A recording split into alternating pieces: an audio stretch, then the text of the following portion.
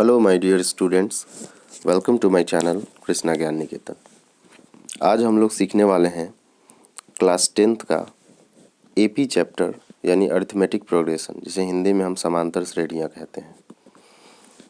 आज इस चैप्टर में मोस्टली हम फार्मूलाज के बारे में और बेसिक कंसेप्ट के बारे में समझने का प्रयास करेंगे, जिसके मदद से बच्चे ऑब्जेक्टिव और 2 मार्क्स का जो क्वेश्चन आता है उसको ईजिली हैंडल कर सकें और सॉल्व कर सकें। आइए हम स्टार्ट करते हैं। वीडियो थोड़ा लंबा होगा, इसको एंड तक देखने का आप कोशिश ज़रूर करेंगे और यदि पसंद आए तो आप हमारे चैनल को सब्सक्राइब और बेल आइकन को ज़रूर प्रेस करेंगे। चैप्टर का नाम है एपी यानी अरिथमेटिक प्रोग्रेशन।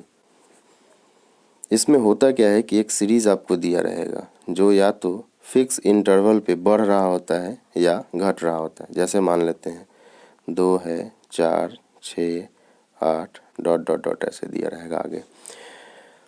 तो इसमें आप देख रहे होइएगा कि 2 से 4 हो गया, 4 से 6, 6 से 8, यानी 2 2 2 बढ़ रहा है। डिफरेंस नेक्स्ट टर्म का उसके पीछे वाले टर्म से सेम है। यानी यदि हम यहाँ इसमें एक और चीज़ आप समझने का प्रयास करें। ये जो फर्स्ट स्टार्टिंग का जो टर्म है इसे हम फर्स्ट टर्म बोलते हैं इंग्लिश में, हिंदी में प्रथम पद बोलते हैं और इसे हम ए से डिनोट करते हैं, ठीक है। और ए का वैल्यू A1 भी कभी कभी आपको देखने को मिलेगा। हम टर्म का अगर नाम दें इसे तो ये जो फर्स्ट टर्म है वो हो जाएगा आपका A1, सेकेंड वाला A2 हो जाएगा, 6 जो है वो A3 हो जाएगा, 8 है वह A4 हो जाएगा और इसी तरीके डॉट डॉट डॉट करके आगे रहेगा AN तक रहेगा, ठीक है। अब इसके बाद और थोड़ा समझने का प्रयास कीजिए। मान लेते हैं कोई एपी दिया हुआ है 2, 4, 6 ... आगे। इसमें जो डिफरेंस है, जितना का अंतर नेक्स्ट टर्म का उसके पीछे टर्म वाले से है, अंतर जितने का, उसे हम कॉमन डिफरेंस बोलते हैं यानी सार्व अंतर बोलते हैं। यदि हमें, और उसे हम डी से डिनोट करते हैं, यदि हमें डी का वैल्यू निकालना है तो जैसे मैंने पहले भी बताया कि 2 है A1 है और ये 4 है वह A2 है, ये 6 है वह क्या है A3 है और यही इसके बाद अगर 8 होता तो ये A4 होता।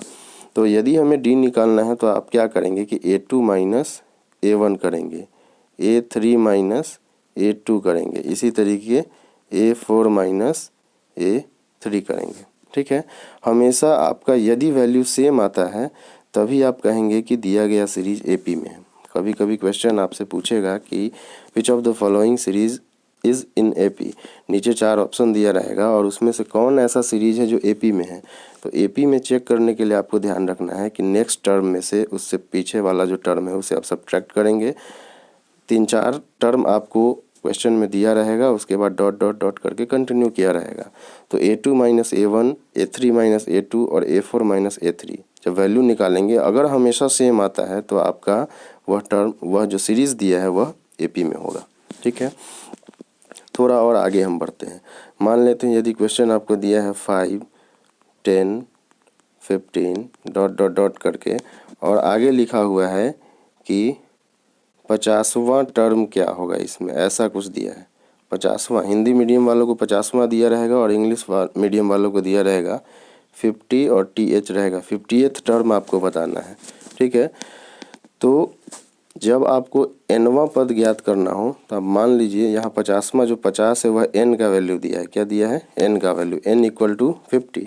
मैंने पहले भी बताया है कि a का मान क्या है, जो स्टार्टिंग टर्म है, शुरू का जो टर्म है उसे हम a लेंगे और d हम कैसे निकालेंगे, तो जो सेकेंड टर्म है उसमें से फर्स्ट टर्म घटा करके हम निकाल सकते हैं।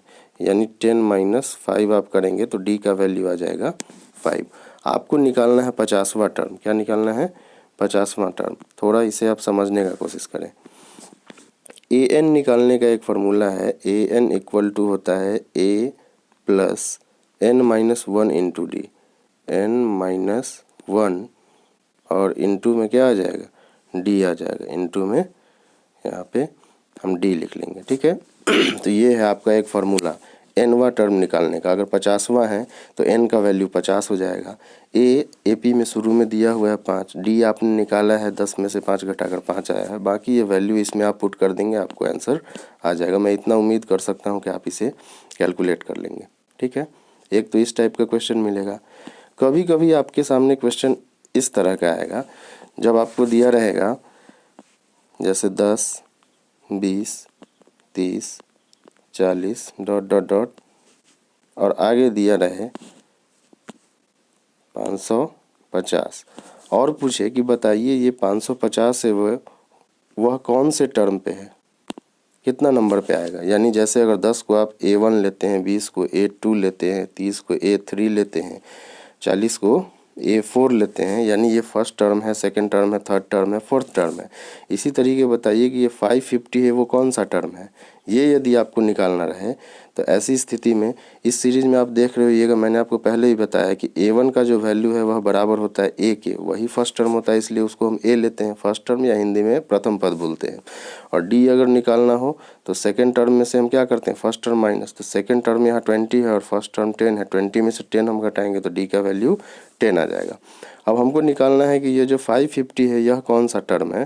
तो इसे निकालने के लिए हम क्या करेंगे कि हम 550 को an मान लेंगे कि यह 550 क्या है, an nवां पद है, an इक्वल टू 550। और फिर हमने an का जो फॉर्मूला पढ़ा था कि a प्लस n माइनस 1 और इंटू डी, ये an का फॉर्मूला है और इक्वल टू 550।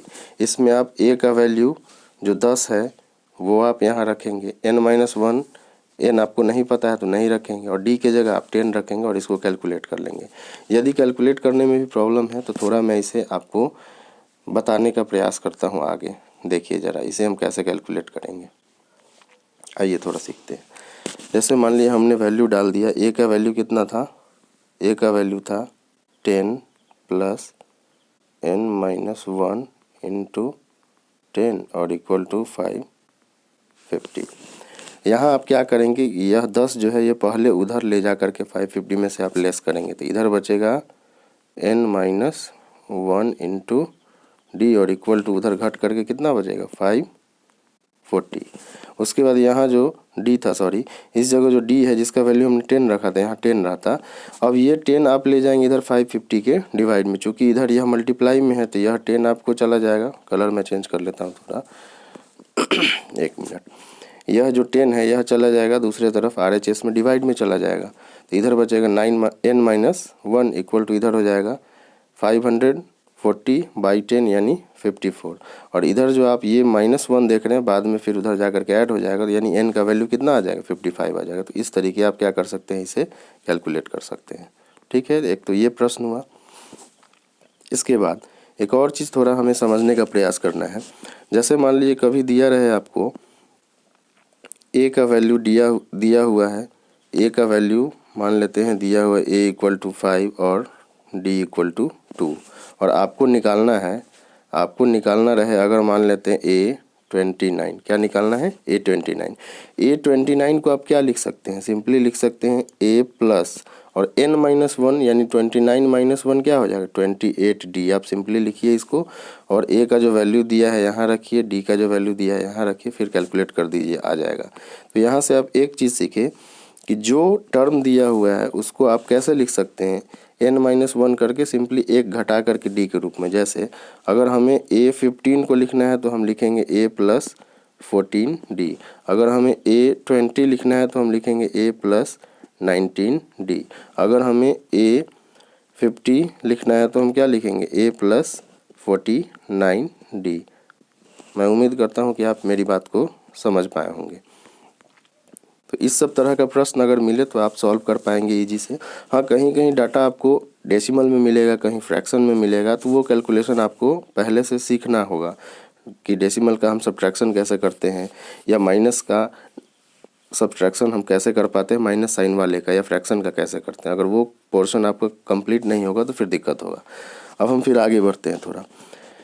नेक्स्ट इसमें थोड़ा सम से रिलेटेड क्वेश्चन मिलेगा। जैसे मान लेते हैं कि दिया रहेगा 2, 4, 6 डॉट डॉट डॉट ऐसे दिया रहेगा और यहाँ रहेगा 50 लिखा हुआ और कहेगा कि इस सीरीज़ का सम निकालिए 50th टर्म नहीं बोल रहा है, 50 दिया हुआ है। तो दो फॉर्मूले हैं सम निकालने का, एक है एस एन इक्वल टू है n/2 इंटू ए प्लस एल, जहाँ एल है लास्ट टर्म है, एल है लास्ट टर्म। एक तो ये फार्मूला हो गया। यह तब हम निकाल पाएंगे जब हमारे पास एन का वैल्यू हमें पता है, ए का वैल्यू पता है और एल का वैल्यू पता है। तो यहाँ आप देख रहे हैं कि यह 2 है, यह ए पता है हमें, और यह 50 जो है यह एल पता है, लेकिन एन नहीं मालूम है। तो एन निकालने का हमने आपको थोड़ा देर पहले बताया था कि क्या करेंगे आप कि ए एन मान लेंगे किसको, ये जो 50 यहाँ दिया हो इस 50 को आप क्या मान लेंगे, ए एन। अब यहाँ से फिर a plus n minus 1d, a का वैल्यू और डी का वैल्यू, डी कैसे निकालेंगे, तो इस 4 में से आप 2 को घटाइएगा, डी आ जाएगा और वो वैल्यू डाल के यहाँ से आप एन निकाल लेंगे, और जब एन निकल जाए तो ये फार्मूला लगा करके आप एस एन निकाल सकते हैं। एक तो ये तरीका है। दूसरा, एक क्वेश्चन कभी कभी आपको इस तरीके का मिलेगा, जैसे मान लेते 2 है 4 6 डॉट डॉट डॉट ऐसे करके दिया रहेगा और कहेगा कि 50th टर्म तक आप सम इसका निकालिए। तो एक फार्मूला है आपको n/2 2a plus n minus 1 into D. अब देखिए कि यहाँ ये 2 हो गया इसका वैल्यू a का, और d हम कैसे निकालेंगे, इस 4 में से 2 को सब्ट्रैक्ट करेंगे तो 2 आ जाएगा d का वैल्यू। n दिया है कि 50th टर्म 50 टर्म तक 50 पद तक आप सम निकालिए, योग निकालिए। तो n का वैल्यू हो जाएगा 50, यहाँ 50 माइनस 1 रखेंगे 49 हो जाएगा। डी की जगह आप 2 रखिएगा और ए की जगह आप क्या रखेंगे, 2 रखेंगे, और बाकी आप कैलकुलेट यदि कर लेते हैं तो आपका आसानी से सवाल बन जाएगा।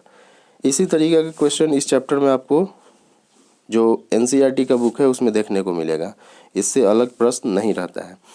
या कभी कभी अब लैंग्वेज बेस्ड क्वेश्चन रहेगा, दिया रहेगा कि किसी एपी का 31वां पद, मान लेते हैं 31वां पद या 31st टर्म दिया रहेगा, तो उसको आप ऐसे बनाएंगे कि A31 किसी एपी का 31st टर्म जो है वह उसी एपी के 10th टर्म से कुछ ज़्यादा है, ऐसा मान लीजिए दिया है कि 31वां जो टर्म है वह उसी एपी के 25वें टर्म से यानी A25 से, यह A31 क्या है 10 ज़्यादा है मान लेते, तो यह ज़्यादा है तो इसमें हम क्या करेंगे 10 ऐड कर देंगे तो दोनों इक्वल हो जाएगा।